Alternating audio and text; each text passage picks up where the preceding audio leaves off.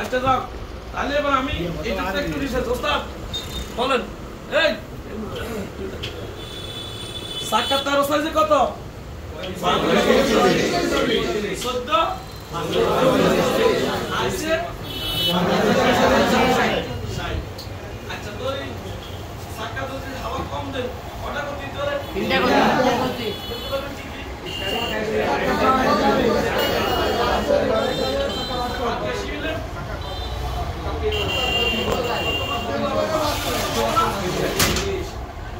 এই দুটো জিনিস বেশি লাগলে 100% হাজার হাজার টাকা বাঁচ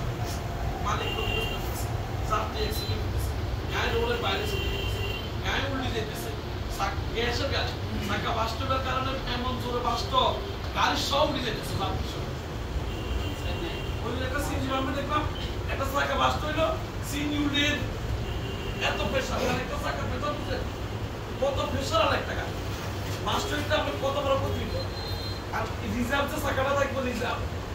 ওই চাকাটার মধ্যে ফাঁস হাওয়া কম দিবে কেন জানেন ওই চাকাটা আপনার গাড়ির তলায় থাকে কোথায় থাকে এমন জায়গা আছে আল্লাহ না করো ওই চাকাটা বেশি বাস্ট হইলে গ্যাস সিলিন্ডার মেরুনটা সব উড়ে যেতে চলে রিজার্ভ চাকার ব্যাপারে খুব সাবধান কি চাকার ব্যাপার রিজার্ভ চাকাটা ইম্পর্টেন্ট এমন রিজার্ভ চাকাটা বেশি আনবো দরকার একটা সবচেয়ে বিপদের সময় আপনার পাশে কে দাঁড়াইবো বিপদের বন্ধু কথা স্মরণ বেশি নেই কথা রাখবেন এর গাইতে কত 3 দিনও চাকা বুঝলেন কনন আর কি না জানা লাগে এগুলো গুড়ি চালি কি করে জানেন তোর তো এই অবস্থা তাই আগে দিয়ে 40 টাকা এবার ছাত্রগুলোকে আল্লাহ কথা করছে কেন ভাই যাই কথা কি বুঝছেন কি লেগে গেল না কত সব নাই যেমন আমি একটা জব পাইছি তো ওই জবটা আরেকটা গায়ে ঠিক আছে চাকা সব না জব নিয়ে রয়েছে ওই গাড়িটা চাকা লিগুলো হাতে আর কি তো না আর কিনে বা দিব এবার এগুলো অপেক্ষা করেন কষ্ট করেন কার কারণে এগুলো বিশৃঙ্খলা চিন্তা এটা কারণ মানতেছে না কি মানতেছে না আমার গাড়ির যে যন্ত্রপাতি আমার গাড়িতে যে জিনিসগুলো আমারটা আমাকে সেভ রাখতে হবে এটা আমার দায়িত্ব এটা আমার রিজিক আমার রিজিকটা আমাকে মানতে হবে যে এটা আমাকে মানতে হবে এটা আমাকে এটা যখন আমার শাসন কথা কি বুঝছেন আমি মোস্তাদের করতে মোস্তাদের সেনাবাহিনীতে যাই টু সিগনালে আর ফ্যামিলিতে থাকি কুমিল্লা টু সিগনাল তো সিগনালের এক অফিসারের গায়ে চালাই লেফটেন্যান্ট কর্নেল উনি কিছু আগে এই স্যার আসলে বিডিআর একটা রাস্তা আছে বিডিআর এই স্যারে আমি গাড়ি লই মাঝে মধ্যে এখানে চলে যেতাম আমার বাসা ফেরি কুমিল্লা তো আমার প্রত্যেক আধা ঘন্টা 104 ঘন্টা লাগে কাটা পড়লে তো মাঝে মধ্যে ওই গায়ে তুলতে চাই না আমাদের একদিন মিস করছি আর তোমাকে তুমি যেহেতু সিভিল তোমাকে আজকে ক্ষমা করা হইল পরে ক্ষমা করা হবে আমি কিন্তু স্বরাষ্ট্র মন্ত্রণালয় তোমার উপরে লিখিত দিব তুমি আমাদের সিস্টেম অনুযায়ী গাড়ি চালাতে পারতেছো কথা বুঝছেন সেগুলো আমার চাইতে একটু গ্যাপ 5 আছে কারণ গ্যাপটা কেমন জানি হইছে এই কারণে আমি ভয় করার সময় ছুটি তো আইতাম না সেনাবাহিনীর লোকগুলো একটু ভিন্ন স্টাইলে সব আমাদের সিভিলদের জন্য আসলে এটা গেল এটা তা আমাদের কি সিগন্যালে থাকতে দিচ্ছে একটা খাট লোয়ার খাটের ভিতরে তো দেখি সব সেনাবাহিনীর মশারি এক কালার আমার মশারিটা আরেক কালার সিভিল দেখিয়া আমার মশারি কালার তো সকালবেলা দেখি যে এত করে এক্সারসাইজ শুরু হয় তো সবাই প্রথম আমার সবাই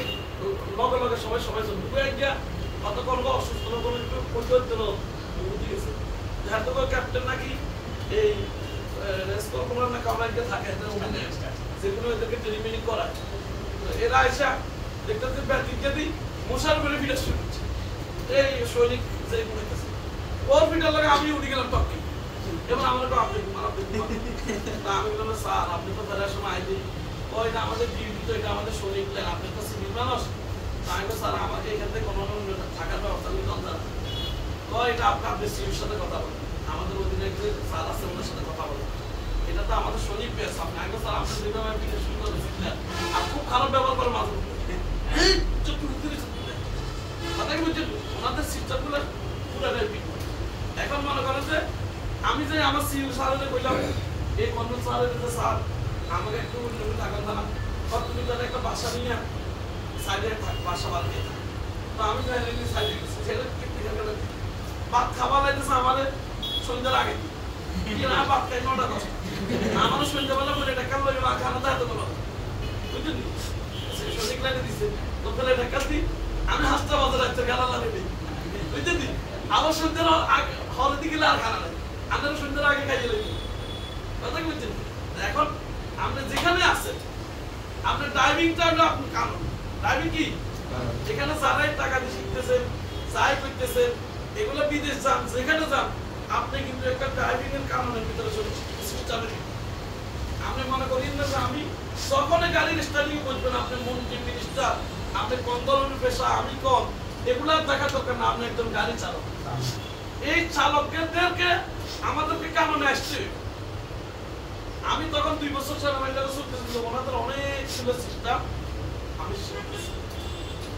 কথা কি বুঝতে পারছেন? তো শিখে গেছি কেন ওনাদের কিভাবে খাইতেছে ঘুরতেছে তাদের কি ঘুরতে ঘুরতে আমি প্রথমে যে 2 বছরে কর্নেল সাহেবের সাথে ক্যান্টনমেন্ট কুমিল্লা ক্যান্টনমেন্ট ছিলাম, যশোর ক্যান্টনমেন্টে মেজর ইকবালের সাথে এক বছর ছিলাম। মেজর ইকবাল স্যার উনি আবার ওনার ডিউটি হলো ওই ক্যান্টনমেন্টের ভিতরে এমপি মানে গাড়িগুলো নিয়ন্ত্রণ করে। সেনাবাহিনী যত অফিসারে গাড়ি ইউজ করে এই গাড়ি উনি মানে 24 বেঙ্গলের না কোন বেঙ্গলের একটা স্যার গাড়ি ইউজ করে, গাড়িগুলো উনি দেখাশোনা করে,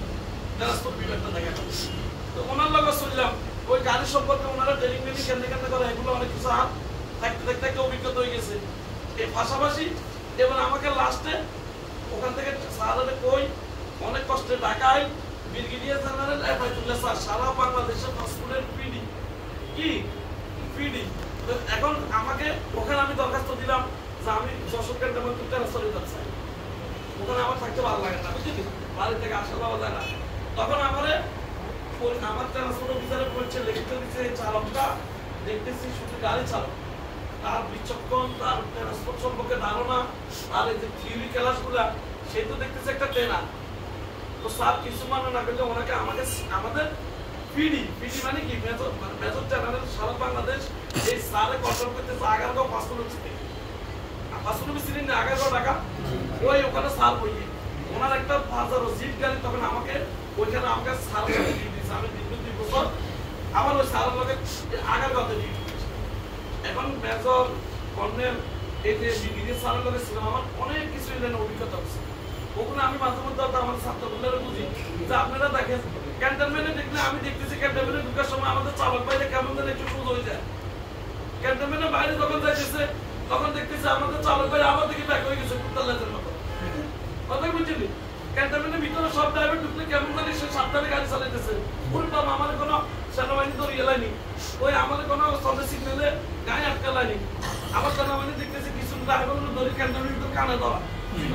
মানুষ হাতে জেলারে লাভি চলি বেলা করি দেন কানে ধরে উঠে পড়ে পঞ্চাশ আর বিয়ের ববি কবি তোর ভুলটা কি হয়েছে সিগন্যাল মান্য করছ এই পার্কিংটা ঠিক হলো যাত্রীটা কি তুই এখানে উঠে কোনো কারণ আছে না, একজন একটা ভুলে ওখানে ক্ষতিগ্রস্ত হইতেছে। কিন্তু এখন দেখতেছি আমি ইদানিং ক্যান্টনমেন্টে স্যার আমরা আমাদের ভিতরে যারা আছে এরাই দেখতেছি ক্যান্টনমেন্টের ভিতরে যখন ঢুকে তাদের কাছে কেমন জানি একটা শৃঙ্খলের ভিতরে সিস্টেমের ভিতরে তারা আছে। ওর বাবা কি সুন্দর বেড়ে সুন্দর যাই ইন্ডিকেটর দিলে ইন্ডিকেটর দিয়ে কত সুন্দর করে পার্কিং এ দাঁড়াইতেছে। আমি মেলা দেখছি, আমি এখন ক্যান্টনমেন্ট অনেকগুলো বলা করি কিন্তু ক্যান্টনমেন্ট বাইরে এলে হাতে লাগে যে দেশের সরকার খালি বলিতে মায়ে বলিতে ঘুরে আলাপ অনেক একটা লোকে তো যে বলে আপনি কি করলেন এই বেটা তোর আব্বা রোড আমি ঘুরছি তোর চলে চাকরি। এই যে ব্যবহার এটা কি আমরা ক্যান্টনমেন্টের সামনে করতে লাগবে? ক্যান্টনমেন্টের ভিতরে সেনাবাহিনীর সাথে সুযোগ আছে তো যদি দেখে যে আপনি হাতে এগুলো নিয়ে কথা বলতেছে দোনোগারে গাছ চাবি সেনাবাহিনী কি করবো লিখতে দিব আটকে রাখবো মামলা দিব না কেবল তোরা পথ তোরা রাস্তা কি গাড়ি চালাবি তোরা তোদের রাস্তা তোগুলো নিরাপদ নাই তোগুলো সমাধানের রাস্তাও নিরাপদ না। কথা কি বুঝছেন? এবার ছোট্ট করে আরেকটা কথা বলি আমার ছেলের ঢাকা ক্যান্টনমেন্টে ভিতরে এই যে পোয়াশ ঢাকা সিগন্যালে পোয়াশ একটা স্কুলে আমি পরীক্ষার জন্য ক্যাডেটে পরীক্ষা দিবার জন্য আমার ছেলে বড় না পরীক্ষার জন্য আমি একটা সিএনজি দুষি আমার একটু তাড়াতাড়ি সিএনজি ড্রাইভারের কইয়ের বাইরে আমরা তাড়াতাড়ি হলো ইঞ্জিন ক্যান্টনমেন্ট আমরা এইভাবে গাড়ি চালাবো। আমাদের যখন আমরা থার্ড গেটে দিয়ে ঢুকছি বিজয় সরণি রেখে দিয়েছে থার্ড গেটে যখন ঢুকছি ড্রাইভারে তাড়াহুড়ো করতে যাই ওই কর্মী তোলার আগে দিয়ে মরে গেতে লাইট চলেছে বলে দিছে। আর আমি জাতীয় মসজিদ যেটা ক্যান্টনমেন্ট বুয়াজি স্কুলের লগে ক্যান্টনমেন্টের ভিতরে সবচেয়ে বড় মসজিদ সেনাবাহিনীতে এই মসজিদের এমনি মোড়টা ফালাইতে পারলেন না একটা মেজর স্যার আইসা কই আপনি গাড়িটা সাইড করেন 2 মিনিটও লাগবে না, কিভাবে সে আমাদেরকে ফলো করলো। এবার সাইড করছে, এবার বলতেছে আপনি গাড়ি সাইড করেন, গাড়ির ভিতরে নিতে সিগন্যাল কেন আমি তাড়াতাড়ি সিগন্যালগুলি ড্রাইভারের না পকেট থেকে আরেকটা বার করে দিই। আমি অল্প তো স্কুল, এতে সময় নেই, আমি নামে আড়ি চলে গেছি, ড্রাইভারের আমাকে কালাইছি। কথা কি বুঝতে পারছেন? আমি সারা লোক এখন যদি মার্কেটিং করতে যাবো বুঝাইতেন ঠিক আছে, আমি দেখতেছি ফুল আমাদের অন্যায়, ড্রাইভার অন্যায় ট্রাই করতে করতে কোনো 2 মিনিট লাগবে না, ওনার গাড়িটা আটকালেন। ড্রাইভার সুযোগ নেই, কেন দেবেন আমরা বাঁচার কোনো সুযোগ নেই। তো এই কারণটা কেন আমরা বাইরে করতেছি না? আমাদের এই চালকদের সবচেয়ে বড় সমস্যা হলো এটা। রাস্তায় অ্যাক্সিডেন্ট, বিশৃঙ্খলা, উল্টাপাল্টা পার্কিং, মানুষের সাথে খারাপ আচরণ, হার্ট ব্রেক করা, যেখানে সেখানে যাত্রী উঠে নামানো, আপনার গাড়িতে কাগজ নেই, আপনি পুলিশের আইন শৃঙ্খলা বাহিনীর সাথে তর্ক করতেছেন। এরপরে আপনি এত বাবার দেখানে মেয়ের ব্রেক করেন, এই ভাই আগে অমুক জায়গায় সাবজেক্ট আটকাইছে, অমুক জায়গায় রাজনীতি নেতাইকে ফোন দেন, এগুলো কেন সড়ক এগুলো চলবে না, এগুলো কি হবো? এই জন্য আমাদের নায়ক ইলিয়াস কাঞ্চন নিরাপদ সড়ক চাই চেয়ারম্যান, উনি যে সড়ক পরিবহন আইন 2018 বিধিছে, আমি কিনা লোক কেন কার কি ধরনের জেল জরিমানা করতে পারতেন, উল্টা পাল্টা বের করবো, গাড়ি চালাইলে কতটুকু জরিমানা, আপনার রাষ্ট্রবিরোধী কাজ করলে জরিমানা, অতিরিক্ত যাত্রী উঠালে, ও ছবিগুলো দেখেন কিভাবে আমি সংগ্রহ করছি, দেখছেন আপনারা? এই ছবিগুলো আমি কেন লটকেছি এত কষ্ট করি আপনারা শিখার জন্য। ওই যে ইঞ্জিনের ফাট টু ফাট কিভাবে লিখে রেখেছি জানতো। আপনারা অফিসে আসি,